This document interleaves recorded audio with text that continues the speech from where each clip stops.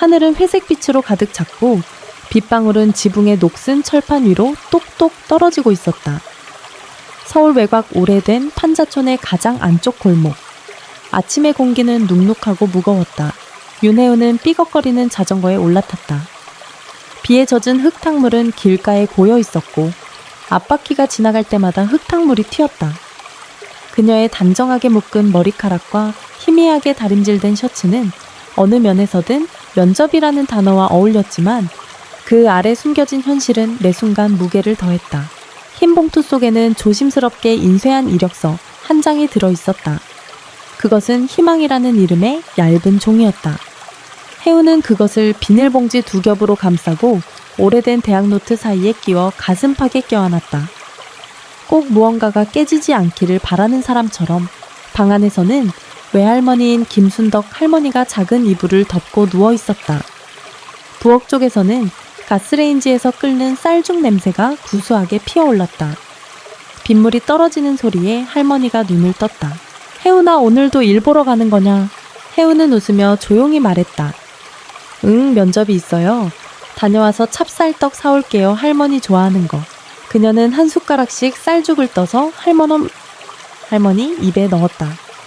천천히 드세요. 뜨거워요. 혜우나.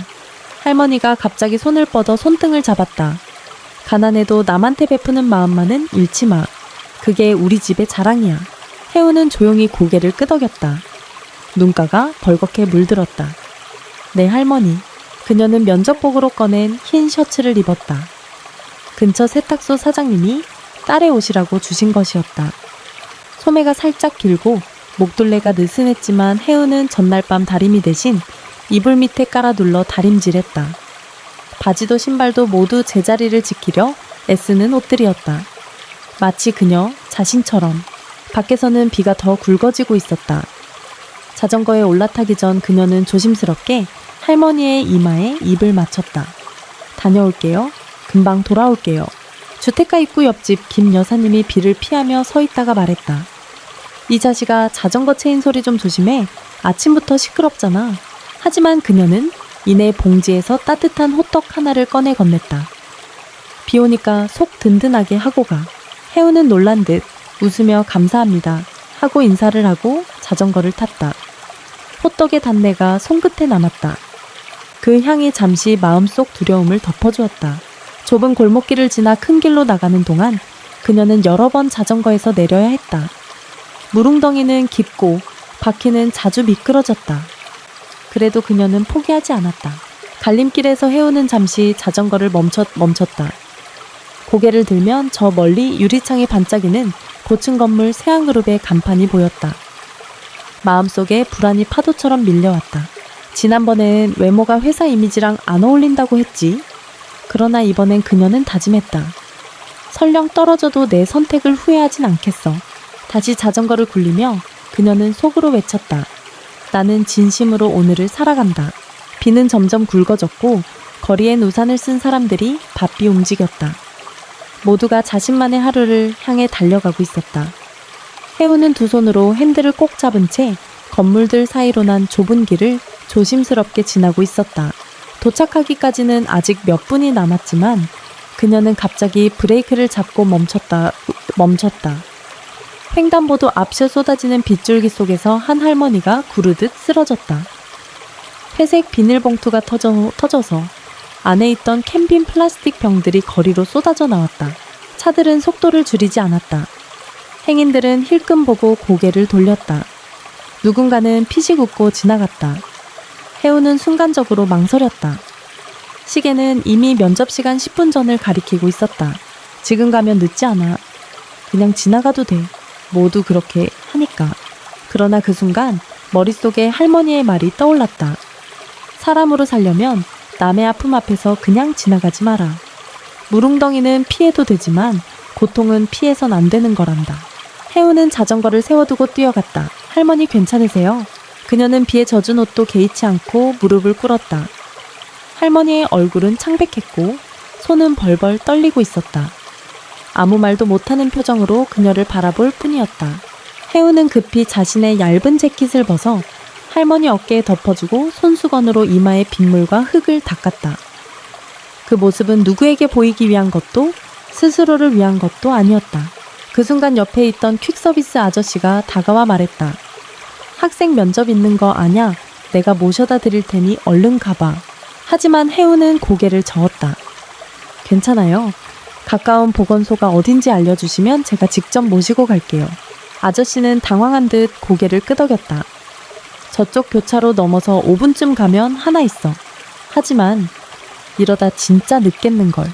혜우는 대답하지 않고 조심스레 할머니의 짐을 주어 다시 봉투에 담았다. 망가진 봉투 대신 자기 비닐 가방을 풀어 건네주고 할머니의 손을 잡고 일으켜 세웠다. 그날의 서울은 회색이었다. 건물들도 거리도 사람들의 얼굴도. 하지만 빗속의 혜우는 이상하게도 따뜻해 보였다. 작은 손으로 할머니의 등을 받치며 천천히 걸었다. 그 발걸음은 가볍지 않았지만 뭔가를 지켜낸 사람만이 지닐 수 있는 단단함이 있었다. 보건소 앞에 도착했을 땐 이미 면접 시간이 지나 있었다. 접수대의 간호사가 혜운을 보고 말했다. 학생 여기 맡기고 얼른 가요. 옷 다 젖었네요. 혜운은 조용히 고개를 숙이며 대답했다. 감사합니다. 하지만 저는 이분 곁에 조금만 더 있다가 갈게요. 할머니는 작은 의자에 앉아 눈을 감고 있었다. 숨소리는 고르지 않았지만 표정은 평화로웠다. 그리고 혜운의 손을 꼭 잡은 채 처음으로 말을 꺼냈다. 고맙구나. 이름이 뭐니? 혜운은 눈물을 참으며 대답했다. 윤혜운이에요. 그 짧은 대화가 끝나고 혜운이 문을 나섰을 때 이미 회사는 점심시간에 접어들고 있었다. 젖은 옷 빗물에 번진 이력서 차가운 발. 모든 것이 그녀에게 말하고 있었다. 넌 늦었어. 기회는 이미 사라졌어. 그러나 혜운은 스스로에게 조용히 속삭였다. 그래도 나는 오늘 가장 중요한 걸 선택했어. 세안그룹 본사의 로비. 거대한 유리문은 자동으로 열렸고 윤혜운은 온몸이 비에 젖은 채 그 문을 지나섰다. 젖은 머리카락이 뺨에 붙어 있고 구겨진 이력서가 담긴 비닐봉지는 이미 물을 머금어 축축했다. 셔츠는 형체 없이 늘어졌고 검은 바지는 무릎에 달라붙어 찬기가 올라왔다. 넓은 로비엔 정적이 흘렀다. 사람들은 점심시간으로 모두 빠져나간 듯했고 한 구석에서는 나이 든 경비 아저씨가 접이식 의자를 정리하고 있었다. 혜우는 조심스럽게 다가가 낮은 목소리로 물었다. 저 혹시 인사팀 아직 계신가요? 경비 아저씨는 고개를 들어 혜운을 바라보았다. 한참을 바라보다가 조심스럽게 말했다. 면접 아가씨 벌써 끝난 지 30분은 넘었어요. 아무도 안 남았어요. 그 말은 마치 빗물보다 차가운 현실의 물 한 바가지 같았다. 혜우는 어깨가 축 처졌고 손에 들린 이력서 봉투가 뚝 떨어질 듯 흔들렸다. 혹시 제 서류라도 받아주실 수 있을까요? 경비 아저씨는 안타까운 표정을 지으며 고개를 저었다. 이력서는 직접 담당자에게 제출해야 돼요. 내가 맡으면 오히려 문제될 수 있어서. 혜우는 고개를 끄덕였다. 더는 말하지 않았다. 아무 말도 아무 변명도 심지어 눈물도 흘리지 않았다. 한쪽 구석에 있는 안내 데스크. 거기엔 또래로 보이는 젊은 여성 직원이 책상에 앉아 있었다. 그녀의 이름표엔 신유진이라는 이름이 새겨져 있었다. 혜운의 모습을 본 순간 유진은 잠시 키보드에서 손을 떼고 시선을 올렸다. 눈이 마주쳤다. 유진은 서서히 자리에서 일어나 혜운에게 다가왔다. 안녕하세요. 혹시 면접 보러 오신 거예요? 혜운은 고개를 끄덕이며 얼어붙은 목소리로 답했다. 예, 그런데 늦었어요. 사실 오기 전에 한 분을 도와드리느라. 말끝을 흐린 그녀의 목소리는 거의 들리지 않을 정도로 작았다. 신유진은 조용히 고개를 끄덕이며 손에 든 물티슈로 혜운이 들고 있던 봉투를 닦았다. 저도 그 기분 알아요. 예전에 저도 이 자리 받기까지 몇 번이나 놓쳤었거든요. 그녀는 봉투를 살짝 열어 확인하고는 책상 서랍을 열어 소중히 그 안에 넣었다. 제가 드릴 수 있는 건 많지 않지만 혹시 연락이 오면 꼭 기회를 잡으세요. 저는 믿어요. 그런 선택 쉽지 않으니까요. 혜우는 고개를 숙였다. 정말 감사합니다. 유진은 고개를 끄덕이며 웃었다. 뜨거운 차라도 한 잔 마시고 가요. 오늘 같은 날은 따뜻한 게 필요해요. 하지만 혜우는 손을 가슴에 얹고 조용히 물러났다. 괜찮아요. 이미 따뜻한 걸 받았어요. 그날 오후 혜우는 회사 건물 뒤편 작은 지붕 아래로 몸을 숨겼다. 손에는 아침에 받았던 호떡이 있었다. 이미 식어버려 속은 딱딱하게 굳었고 봉투는 젖어 있었지만 그녀는 조심스럽게 그것을 꺼냈다. 지나가는 사람들은 모두 말쑥한 정장 차림에 반듯한 구두를 신고 있었다. 혜우는 그런 사람들 사이에서 흙 묻은 운동화와 젖은 셔츠를 입은 자신이 너무도 낯설게 느껴졌다. 그녀는 조용히 혼잣말을 했다. 그래도 괜찮아. 나는 내 선택을 지켰으니까. 그리고 그 순간 새 한 그룹 9층 커다란 유리창 뒤에서 그녀를 내려다보는 눈이 있었다. 단정하게 묶은 백발 회색 정장을 입은 한 여성. 바로 오늘 혜운이 도와준 그 할머니. 그 여성이 바로 새 한 그룹의 창립자이자 현재의 회장 백인숙이었다. 백 회장은 유리창을 통해 혜운의 모습을 바라보며 아주 작은 목소리로 중얼거렸다. 좋은 사람이다. 그리고 꼭 다시 만나게 될 거다. 다음 날 새벽. 혜운은 낡은 정이난로 옆에서 꾸벅꾸벅 졸다 깼다. 할머니의 기침 소리에 잠을 설치느라 밤새 제대로 눈을 붙이지 못한 탓이었다. 방 안은 여전히 습했고 찬 공기는 뼛속까지 스며들었다. 그때 오래된 휴대전화가 갑자기 진동했다. 낯선 번호. 혜우는 놀라서 전화를 받았다. 여보세요, 윤하은입니다. 윤하은 씨 맞으시죠? 저는 새한그룹 인사팀의 정승우입니다. 어제 이력서 제출하신 거 확인했습니다. 혹시 오늘 오전 8시까지 회사로 출근 가능하실까요? 주방 보조 자리인데 무급 수습이지만 근무 태도에 따라 평가 후 전환 기회가 있습니다. 혜우는 숨이 멎는 듯한 침묵 끝에 급히 대답했다. 예, 가능합니다. 감사합니다. 그녀는 말을 더 잇지도 못하고 숨을 몰아쉬었다. 손은 떨렸고 가슴은 미친 듯이 뛰었다. 늦게 도착해 면접도 못 봤던 그 회사에서 다시 기회가 온 것이다. 왜 어떻게 누가 수많은 의문이 머릿속을 스쳤지만 그녀는 한 가지만 생각했다. 이번엔 절대 놓치지 않겠어. 그날 아침 혜우는 할머니를 꼭 껴안고 따뜻한 물을 데워 손수 세수를 시켜드렸다. 오늘도 조심히 다녀와라. 응, 할머니. 오늘은 무슨 일이 있어도 포기 안 할 거야. 새한그룹 지하 1층 직원 식당 조리실. 그곳은 회장실과는 전혀 다른 세계였다. 기름 냄새 분주한 손길 서로 뒤엉킨 목소리들. 그녀의 담당은 채소 다듬기, 조리도구, 세척 재료 손질. 모두 허리를 숙이고 손을 바쁘게 움직이는 일이었다. 주방장인 박정희 실장은 군기가 센 편이었다. 여긴 학교가 아니야. 실수 하나가 전체 식사에 영향 줘. 집중해. 혜우는 묵묵히 고개를 끄덕였다. 네, 알겠습니다. 그녀의 옆자리엔 날카로운 눈매를 가진 남자 조리사 민기훈이 있었다. 경력 10년 차의 그는 새로운 혜운을 곱지 않게 바라보았다. 저기 혹시 어제 뉴스 못 봤어요? 네, 그냥 아무나 데려오는 회사 아닌데 좀 이상하잖아요. 무슨 백이 있길래 이렇게 특채처럼 들어왔는지 혜우는 아무 말 없이 바닥을 바라봤다. 사람들은 그녀의 능력보다 배경을 먼저 궁금해했다. 하지만 그녀에겐 백도 없고 인맥도 없었다. 오직 자기 자신뿐이었다. 그날 오후 직원 휴게 시간, 혜우는 구석 식탁에서 식판을 들고 조용히 식사하고 있었다. 메뉴는 김치찌개와 멸치볶음, 그리고 밥 한 공기. 그런데 누군가 조용히 그녀 앞에 앉았다. 윤하은 씨죠. 그녀가 고개를 들자 낯익은 얼굴. 바로 어제 자신이 도와준 할머니. 하지만 오늘은 다른 모습이었다. 차분한 베이지색 투피스에 단아한 단발머리. 그녀가 손을 내밀며 웃었다. 백인숙이에요. 어제 덕분에 정말 많이 고마웠어요. 혜우는 넋을 놓고 바라보다가 허둥지둥 일어섰다. 어르신 아니 회장님. 죄송합니다. 몰라 뵈었어요. 괜찮아요. 일부러 그런 거였으니까요. 백 회장은 조용히 웃었다. 당신 같은 사람이 우리 회사에 필요하다고 생각했어요. 기술이 아니라 마음을 갖고 일하는 사람 말이에요. 혜운의 눈가가 다시 붉어졌다. 회장이라는 권위보다는 눈앞의 한 인간으로서 그녀는 감동받았다. 그날 이후 혜운은 더 이상 주방에서 흔들리지 않았다.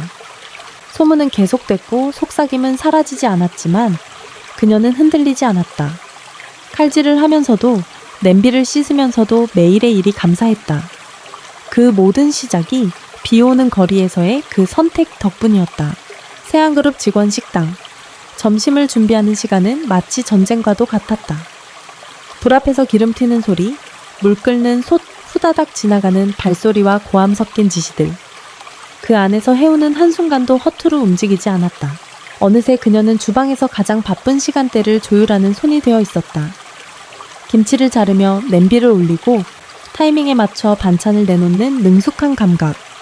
그녀의 손놀림엔 소리가 없었고 표정에는 번잡함 대신 고요한 집중이 있었다. 하지만 조용한 능력은 늘 주목을 받지 못한다. 그리고 때로는 조용한 소문이 더 큰 소리를 낸다. 걔 말이야. 백 회장님이랑 무슨 관계래? 맞아. 그냥 신입인데 벌써 회장님이랑 티타임도 가졌대. 아니 그 정도면 거의 비선 라인이지. 주방 뒤쪽 식기세척실. 해우는 고무장갑을 낀 채 조용히 그릇을 정리하고 있었다. 말들이 등 뒤에서 떠돌고 있었지만 그녀는 표정을 바꾸지 않았다. 쟤 도와준 거 그냥 우연이라잖아. 그거 하나로 무슨 인생이 바뀌냐? 그때 조리장 박정희 실장이 식당에 들어왔다. 오늘 A조는 회의실 티 브레이크 준비. 혜은씨 당신도 포함이야. 해우는 고개를 끄덕이며 장갑을 벗었다. 뒤에서 한숨이 새어나왔다. 봐, 또 혼자 좋은 자리네. 우리 땐 커피도 직접 갈았는데. 회의실. 대리과장 부장들이 앉아있는 사이 해우는 커피잔과 다과를 정성스레 놓았다. 그리고 조용히 퇴장하려던 찰나 누군가 말했다.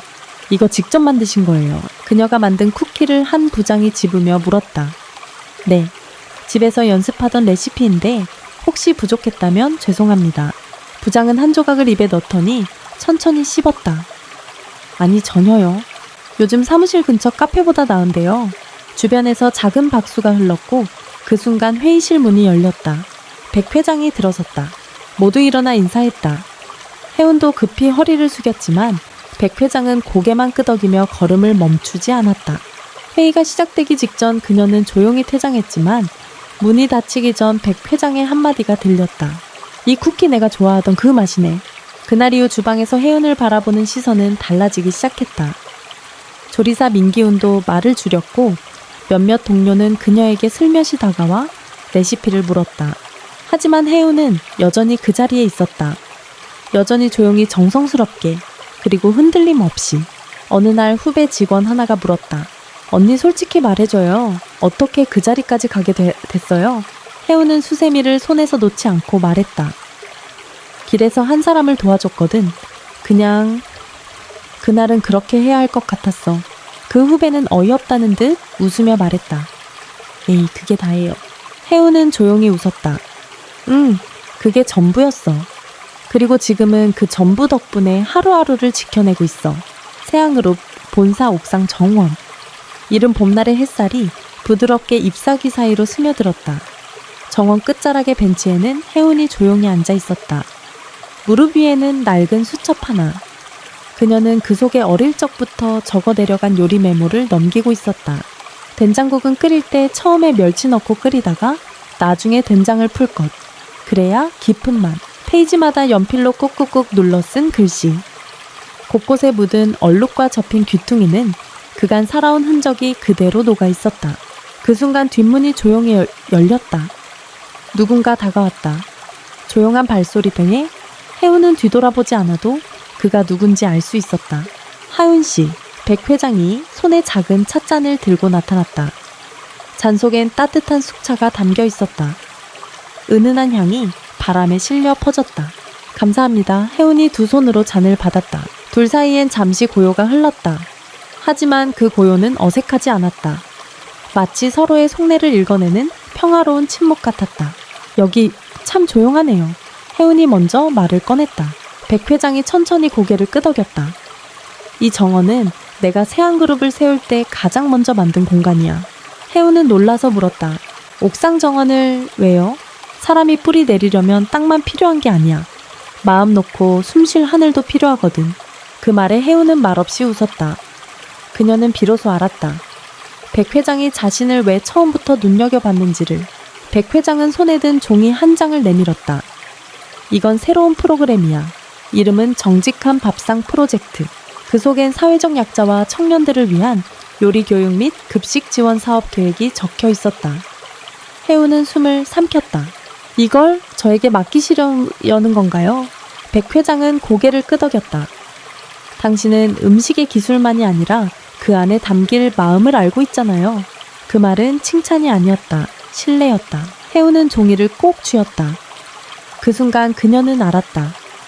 지금까지의 모든 고난과 침묵이 결국 이 한 장의 종이를 받아들이기 위한 과정이었다는 것을.